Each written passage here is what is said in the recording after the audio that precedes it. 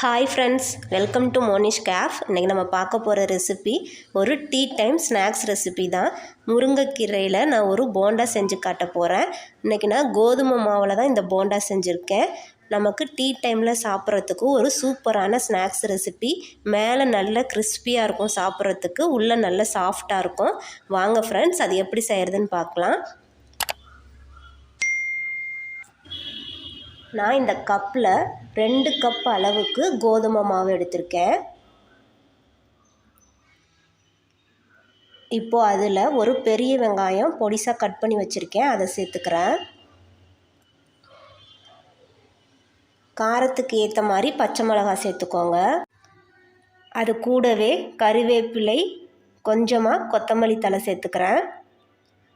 கொஞ்சமாக ஜீரகம், நான் ஒரு 2 கை அளவுக்கு முருங்கைத்தழை சேர்த்துருக்கேன். இப்போ அதில் தேவையான அளவு உப்பு சேர்த்துக்கோங்க.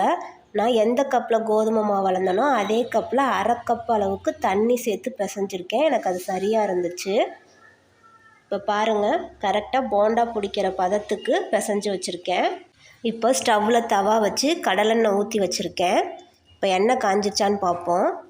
எண்ணெய் நல்லா காஞ்சிருச்சு. இப்போ நம்ம போண்டாவை போட்டுக்கலாம். போண்டாவை போட்டுட்டு உடனே திருப்பி விடாதீங்க, கொஞ்சம் நேரம் அப்படியே இருக்கட்டும். கொஞ்சம் நேரம் கழித்து அதை திருப்பி விட்டுக்கலாம்.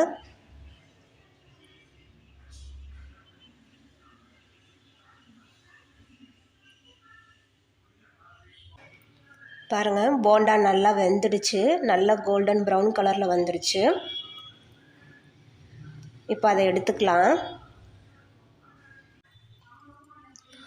அவ்வளோதான் ஃப்ரெண்ட்ஸ், நம்ம ஈவினிங் டீ போடுற டைமில் ஒரு 5 to 10 மினிட்ஸ்க்குள்ளே இந்த முருங்கைக்கீரை போண்டாவை ரெடி பண்ணிடலாம். ரொம்ப சூப்பராக இருக்கும் சாப்பிட்றதுக்கு. கண்டிப்பாக நீங்கள் அதை ட்ரை பண்ணி பாருங்கள். எப்படி இருக்குன்னு கமெண்ட் செக்ஷனில் சொல்லுங்கள். இந்த ரெசிபி பிடிச்சிருந்தால் லைக் பண்ணுங்கள், உங்கள் ஃப்ரெண்ட்ஸ் அண்ட் ஃபேமிலி கூட ஷேர் பண்ணுங்கள். மறக்காமல் மோனிஷ் கேஃப் சேனலை சப்ஸ்கிரைப் பண்ணி பக்கத்தில் இருக்க பெல் பட்டனை கிளிக் பண்ணுங்கள். Thank you friends.